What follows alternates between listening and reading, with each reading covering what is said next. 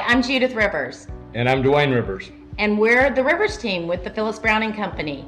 We wanted to be here today and tell you a little bit about what's going on in our crazy market. So we get the question all the time, Dwayne, what's going to happen in 2022?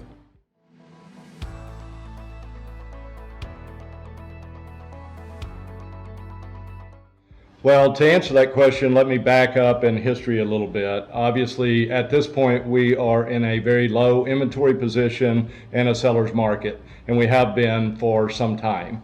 You have to go all the way back to 2010, right after the crash of 2008, when all of the builders backed off of building, and that started our inventory shortage, which we've never rebounded from. And then add to that in 2020, where COVID began, and then we had an influx into the hill country of people from the cities. So it made our inventory even shorter. So we currently have about a month of inventory. So it is a seller's market. And tell them a little bit about what is our inventory normally. If we're at 1 month, what is our normal inventory? Well, again, and I'm specifically talking about the Texas Hill Country, which is the area that we mainly work in. We generally have between 8 and 12 months of inventory. And when I say generally, that would have been pre-2020. And since 2020, it has very quickly gone down to 1 month. And why is that? So then the next question is it going to change? Is it going to improve? Is the market overheated? Our buyers are wanting to know, are we overpaying? So step back again, and if you look at the history of the Hill Country, we don't ever have the large swings in downward turn of appreciation. We do have some upward turn, and then when we have a market condition change, we just have a flattening and values stay the same.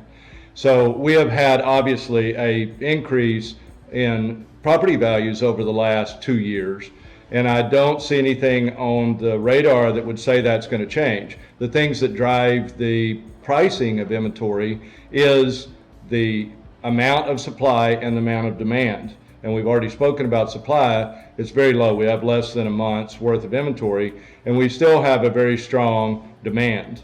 And so as long as that demand is going to stay, it's going to continue driving up prices. So our recommendation to sellers has been, if you're interested in selling, there's been no better time. You'll get more for your home than you've ever gotten before.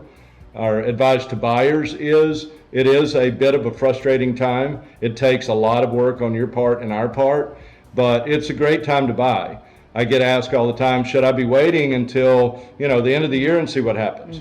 Well, if you would have bought the end of last year, you would have saved somewhere in the double digits, 10 to 12% on value, and I would anticipate this year that acceleration continues. So if you're a seller, it's time to sell. If you're a buyer, it's time to get in the game, but it is frustrating, and you do. The other part of that is seek out an experienced professional in the real estate industry.